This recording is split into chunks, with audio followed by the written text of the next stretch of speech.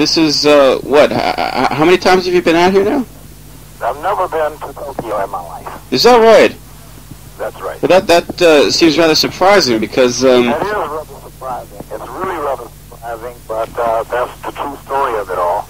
I've done numerous interviews with different magazines from, Tokyo, Osaka, different places. But I've never have been there live. I've never been there in the flesh to see what it's like. But I've had a lot of people tell me that I should go to Japan. They say, you go to Japan, the people will love you over there.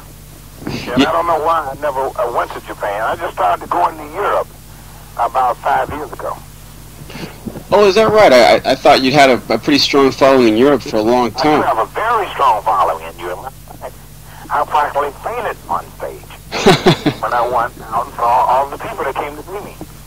Uh-huh. The guy said, well, I can look at my royalty statement and tell that I should do well.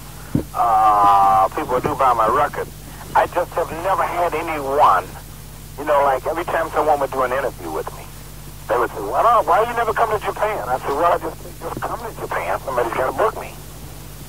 So either I have had one bad habit of constantly changing my number, being hard to reach. And that could have been something that's carried on through my career for the past 25 years because I have been recording just that long. And it's amazing to say, in my whole career, I'm glad I sort of saved Japan because it's like a new artist getting his first shot. Yeah, and other places I've worked, like the States, it's like, it's known like pepper, salt and pepper over here. And I do well here. But I'm anxious to come, and I'm going to bring my family as well.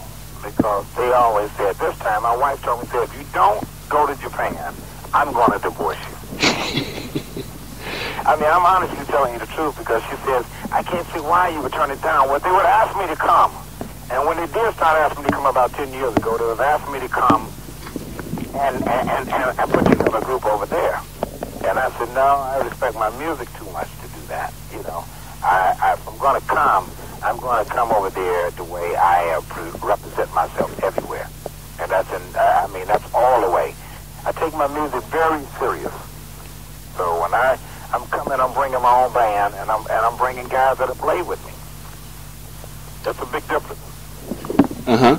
Well, I don't want to come and do no throw together gig, especially my first time out.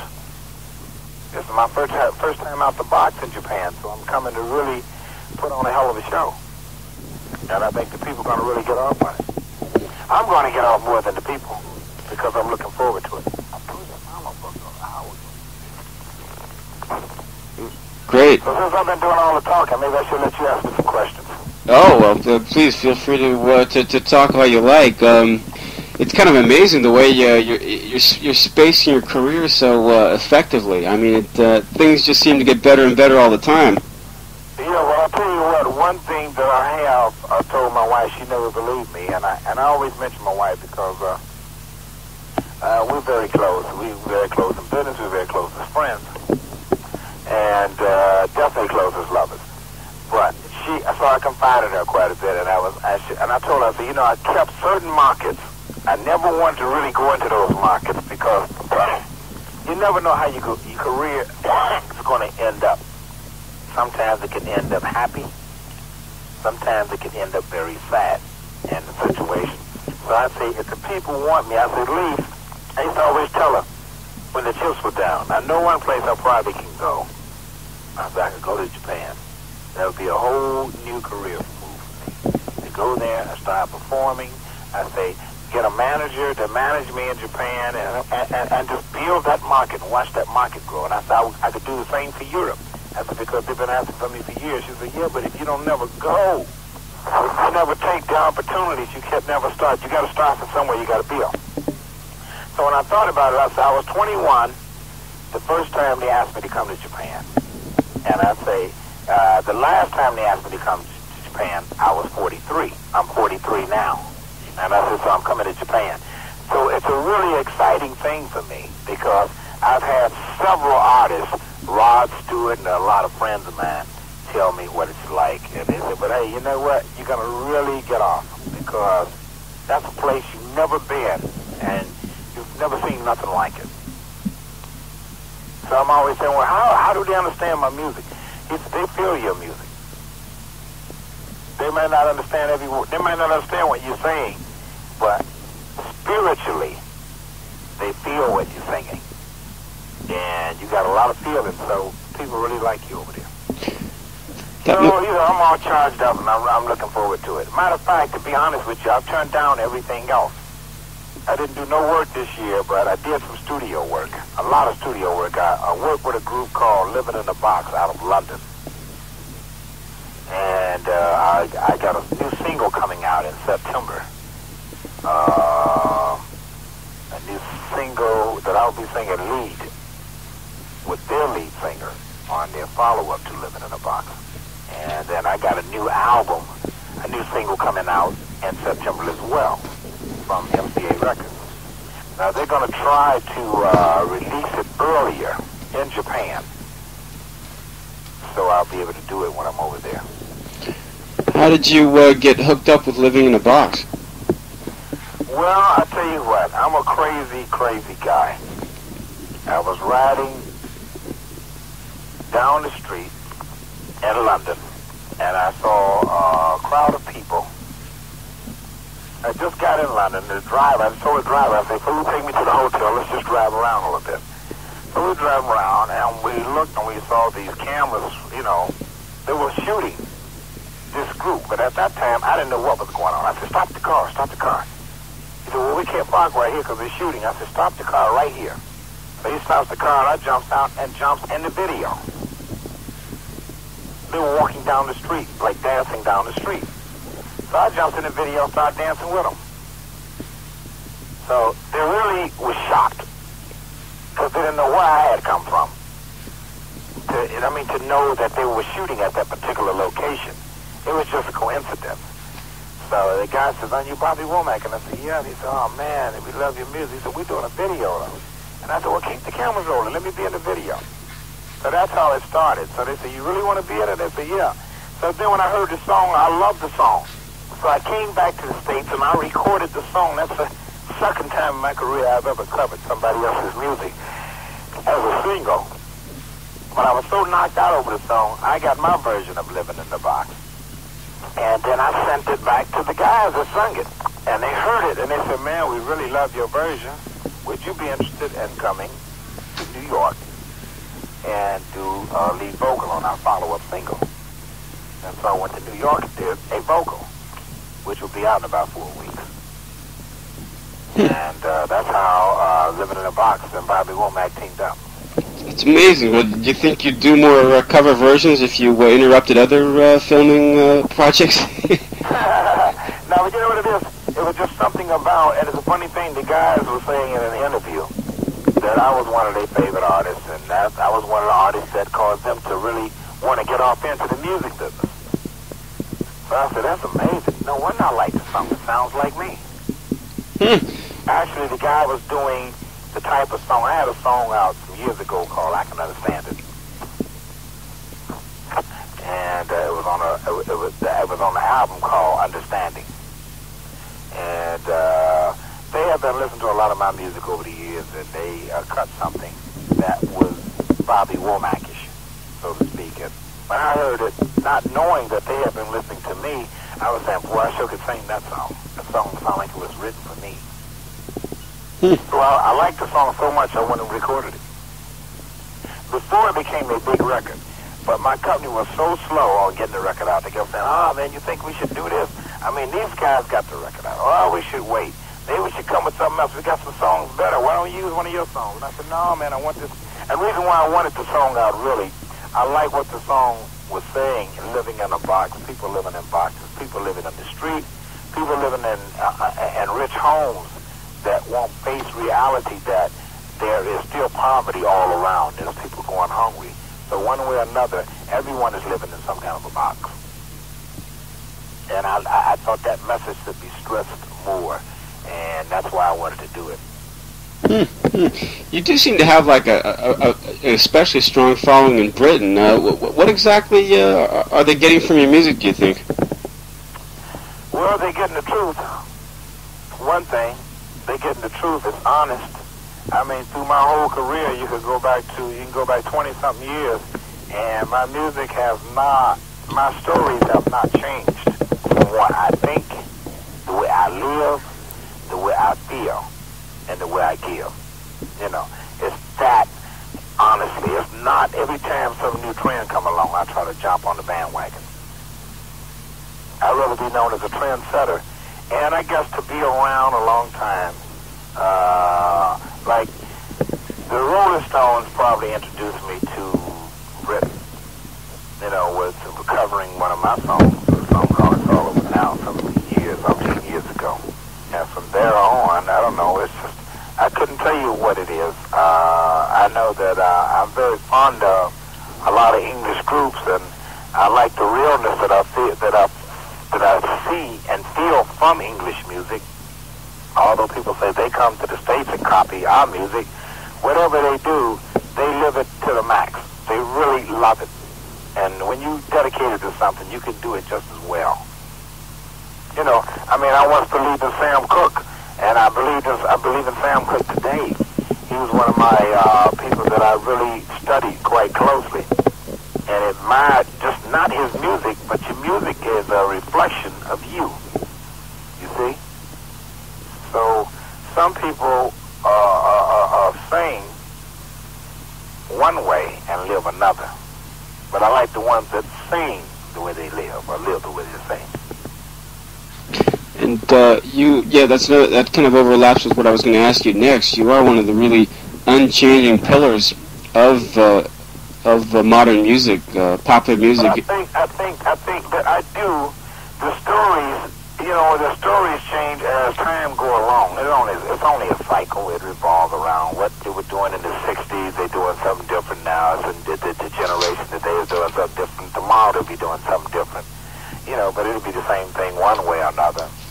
I think that what hasn't changed, I believe in soul music deeply, and I think that soul music has a place that has been totally neglected in the last 10 years. I mean, they're just, people are singing soul, but they're trying to call it something else. And soul is from the heart. So people that never were singing from the heart, there were some people used to think they couldn't sing soul. All you got to do is feel what you're singing and believe what you have to believe it. You have to live it to feel it and make other people feel it. So now should we say soul music is now commercial? There's a lot of whites singing soul music, but they could sing it all the time. It's just that all they can do is let themselves go and be true to reality. What do you think has kept you true to your own style? You've really maintained a unique style for all these years, unlike other artists who kind of jump from one thing to another. Well, I tell you what, I came up in an era, the roots of gospel music, which is the true roots of gospel music, with a lot of super gospel groups that people don't know about, but I studied them. And if there ever was a rock and roll and music, gospel was definitely it. And it has transpired not only into soul music, but into every music you play, including opera. There is feeling in it. You know, and when it's put out, people get it, and they give it back. I think that's what. I think that's my thing in my music. Whatever I say, I don't have to act that part out. I get into the script because I want to live the script. So it's very easy for me to get into it and get dramatically torn up emotionally when I sing on records. I have actually sung on records, and while I was cutting a record, I actually was in tears singing the song. You know. And that's something that I think will never go out of style. person know when you're telling the truth and when you're bullshit. They can feel it. And it's a hell of an artist that can fake and make you think he's really off into it. And you reach him from the soul and he's not coming from there. It's a hell of an artist that can do that. Just think what he would be if he was for real. So I think that's something that has never went out of style. The music has changed. My music has stayed up to date. You know, instruments change, production change, but I still feel my music. My music makes me feel good to get on stage and sing it. I could not sign a contract where a guy has to tell me, well, you got 45 minutes and please be off at 45. I wouldn't even take a gig like that. I said, look, you pay me. So if I give you extra service, don't tell me you don't want it. Because it ain't for you to take. And once I get through, I'm through. I'm not going to keep the people there all night, but I am going to. I came that far not to pick up a few dollars. I came that far to really enjoy myself, and that's the way I get off first, is with my music. Do you follow the charts much? Listen to radio? Nah, I don't listen to the radio. It's funny, maybe that's selfish. I don't really listen to the radio unless I'm on there. I'm being very honest. I do not listen to no radio. I'm bound shot. My wife see me going to get a billboard. She said, you must have something else. I said, somebody said they just heard some of mine. You know. But other than that, I don't listen to the radio because the radio is so small when it comes down to music. They play the same thing over and over and over and over again. In other words, I don't know if you're aware of soap operas. Mm-hmm. Okay, well, they have soap operas and music. In other words, I could not listen to the radio 2 months and turn it back on, hear the same damn thing, catch up to where everybody's at. So if I'm a trendsetter, why should I listen to what they're doing? I think it's when you just, whatever comes in your mind, if it's going back to the 50s, do it. That's where you at. People are into you, and they'll follow you if you're a leader. But when you got to find out what everybody else is doing, they don't know. They just putting out what they feel. And a lot of them are just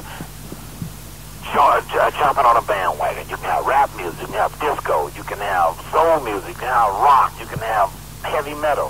Whatever the cause is at that time, that's what everybody's trying to do. Except me and a few others.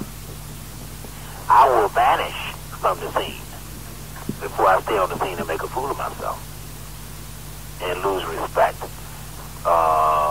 It's just like some jazz artists that's so dedicated to their music, they basically starve.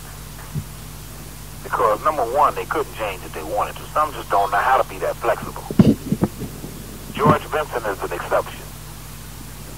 Herbie Hancock is an exception. You see what I'm saying? Mm-hmm. Because they have broadened the scope to a point that they say, whatever comes along, I can make it happen.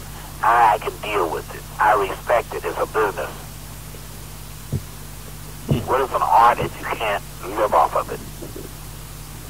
You know, it's like, what is an art if, I mean, it's like a professional person to me is a person that do whatever they do professionally. They don't do nothing else but that. A guy that works at 9 to 5 and sing on the weekend is not a professional singer. It's not how good you are, it's that if you make a living of doing that, and that's the way you take care of your household and your family, then you are considered as a professional. It's when you do it every now and then. You might be good, but you ain't good enough to pay your bills. Or you don't think you are. If you did, if you love the music that much, you would be doing that. How about the more recent stuff like rap music? What do you think of the kids doing that? Well, I think as long as you got something concrete to say, and in other words, everybody ain't living in poverty, and everybody ain't fighting the system. So if you talk about more than that and keep broadening the scope, rap music is cool. But when you hear the same story told over and over again, how many times can you say I love you? You can say it fast, you can say it slow. After that, it's just dead. It's a dead issue. You know. So rap music is great. It's nothing wrong with rap music because disc jockeys, when I was coming up as a kid, they were doing that on the radio. That's where they used to sell my records. They used to rap. I was rapping before it was fashionable. They used to call me the preacher a long time ago. Every time before I sing a song, I would always give some kind of resume of what the song was about before I go into the song, you know. And that was like rap music. The only thing different with the rap music, and I'm talking about today, they're doing it with a beat. They do it rhythmic, like. But what happens when it all starts to sound the same, then I lose interest. Why don't somebody rap a slow ballad? You know, you can do it. You can talk love in a rap. You don't have to be beating the system across the head. You know, or about how poor you are or how hungry you are. Everybody knows that this is going on. But then there's a good side to the story too. Some people like to hear the good. Nothing wrong with rap music. As long as it expands. There's nothing wrong with reggae, as long as it expands. But if I heard it to a point that it all starts to becoming one song and all sounding like one, I'm done with it. I don't want to hear it no more. Whatever it is. All right. Well, tell me what kind of stuff exactly you're doing right now, other than getting ready for Japan. You mean as far as music go? Yeah, as far as your career is going right now, other than living. I'm getting ready to start on a book. I do want to write a book. I don't know what we call it, my autobiography, but it's just the ups and downs, the highs and the lows of life. You know, of my life, and show business, and education, and trips that you're gonna be faced with in this world. And how much you love the music business, you know, and being educated. I want to talk about all those things because I've got a lot of important things. I've lived a life from probably 4 or 5 people, and I thank God that I'm still here. So I want to just tell it because I think if people can read my book, whether they're in this business or in the business of living and surviving, they will get a lesson that's well worth reading. What made you? It won't be like any other book. Because see, some people talk about basically, they don't let everything out. There's nothing that I have to hide that I would be ashamed of. Because the thing that I can look at all of the negatives and say, well, I made it this far. I was able to write about it. So I think I've achieved. I think I weathered the storm. That's one of the things I want to do. I want to put on a major gospel show, and I'm in the process of doing that. I want people to know where soul music originated from. And some of the guys that taught me the ropes that are now in their 60s and 70s are still around, traveling up down the road singing. I would like to bring a gospel show to Japan and let the people see where the Sam Cooks and where the Otis Reddings and where a lot of these guys came from. Their heritage, and these people that have taught the Dinah Washingtons, believe it or not, and Billie Holiday too, are still living in their 70s and singing and sound like, if you heard their voice, you would think they were in their teens. And it's amazing that they haven't gotten any credit, but they believe in not straddling the fence. They believe in God, and they believe in serving God, and they would never change over for no reason. They're, totally dedicated to their music, not to their music, but to their master, which is Jesus Christ. And I think that's a story that people need to know. If somebody want to know how did the word soul get started? You would start with a lot of people like old gospel singers, the Blind Boys, the gospel harmonettes, the caravans, the Swan Silvertones, Clouds of Joy. And then you would go to a guy like a Ray Charles. that was the first one to start to lay down the word soul. And then came along Sam Cooks, and then they just kept on coming afterwards. You seem to be very concerned with, letting people know about where it all comes from, letting people know about lessons in life and whatnot. Do you think you had any real heroes when you were younger, people you looked up to? I looked up to my dad for his knowledge of music without never going to school or anything like that, what he knew about music, I looked up to him a lot. I looked up to him that he always believed in making an honest dollar. He never wanted to shortcut. I don't care if it was just there for him to take it, and he wasn't hurting anybody. He had to go the long way around. And that instilled something into me. To be a hard, hope to die, fighter for what I believe in, to never give up the ship, And so, a lot of times, people that have caused me, and a whole lot of other artists I can name, to be where they are today, they never once get mentioned. And for those guys to still be around and living, quite a few of them have died, but for them to still be around and living, I just think it's just great to say, hey man, it's somebody that you probably don't know, but he's one of the greatest vocalists that you ever run into. This guy's name is Cloyd Jeter, or this guy's name is Ira Tucker, or this guy's name is, there's so many of them out there, They're still out there, that's not getting the credit that they really are due. I believe in giving a person the flowers while they're living. Well, one last question here. About 40 years ago, they were still coming out with what they called race records, and black music was not getting a fair shake. And now, here in the 80s, it's like the age of Michael Jackson, the age of Prince, the age of Whitney Houston, the age of Stevie Wonder, and it's like the tables have been turned completely. Do you think things are going to keep going in that direction? Are the charts going to get more and more influenced by... What's happening? I think what's happening, because they made such a big to-do about black music being racist music, it made other races curious as to what's wrong with the music. I mean, the music don't talk evil. You know what I mean? It talks love, and it's one of the greatest feelings that you can get. So now, it's become commercial. You know what I'm saying? To where a lot of white groups are supporting it because they like it because they are it as well. I don't think soul music belonged to one race. It was that's just what we sung from the bottom of our souls, and we were real with it. Other people believed that there had to be something else. They had to sing rock, pop, which is a lighter source of depth as far as music. Now, they're coming around and they're saying, I'm really off into this.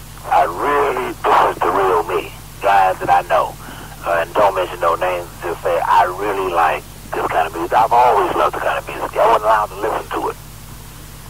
My people didn't understand it. They didn't want it around because they thought it would bring people together. You know what I'm saying? So today it's happening because of the support of the Beatles, the support of the Rolling Stones, the support of Rod Stewart, people that enlightening generations that music, there's nothing wrong with this music. Maybe the people don't like who's singing it, or maybe they don't like the color of people who's singing it. So they call it racist music or whatever. But this music is plain good old music. And I take my hat off to them because if they had never came forth and said, hey, we love the blues, but you want to hear a real blues singer, so hey, listen to B.B. King. B.B. King would never been known, possibly. And that goes for a lot of other artists. So that's one thing about music. It's a universal language, and it's proven because it has brought the world a lot closer, and people are a lot closer to each other. They may not understand each other's customs totally, but they understand that I like to sing music you like. It makes me feel like it makes you feel. That's why we show up in the same places. Okay? Mm-hmm. So I'm looking forward to showing up there because when it comes down to my music, that's my life. And, you probably will see me at 150% because this is something new to me too. It's foreign to me. I'm saying I'm looking forward to it. It's not like saying, well, I'm going to Chicago and I'm going to New York. Because I go to New York and Chicago for years and years and years and years. But I've never been here. So it's going to be a charge for me. Well, I can tell you what, we're definitely looking forward to it, and I especially looking forward to see you live. And well, I like to get a chance to see you before showtime because you can give me some pointers of what people like. I mean, I wouldn't want to sing too long and I wouldn't want to sing too short. So maybe you can light me on some of the songs that these people wouldn't know of yours and that you should do. Well, it's really great for me. I hate to rehearse something and then don't do it. I used to Bobby, they really look for you and say, you didn't sing that, I never do that song. Because there's a lot of songs I never do. I don't know what they are, but, Well, anybody who would go to see you here in Japan is going to be a pretty big fan of yours. So yeah, they know all your standard material, and I think most of all... Yeah, that's good. That's good. I think I don't have to go. In other words, I try to do everything, but I wouldn't want to miss one song. So, if you can, if you do that for me as a favor, I would really appreciate that. And when I get there, you know where I'm going to be staying. Mm-hmm. Come by and say, here's a list of songs that you got to do these songs. Mm-hmm. But if I can get them before then, because I would make sure my group know them. I went through. Okay, well... If you give me a call back, you can call me back collect. And just talk. If I'm not here, talk to my secretary and say, look, give Bobby this list of songs. Okay, well, yeah, you know what they're about. That's no problem. I appreciate that. Mm-hmm. Okay? Well, thank you very much, Bobby Womack. To everybody from me and tell them I'm on my way. I certainly will, and stick around there for a little while. I'll call back the record company and try to rearrange the thing with FM Fan. Yeah. I appreciate that, too. Okay, well, take care then. All right, thank you. Thank you very much. Bye-bye. Bye-bye.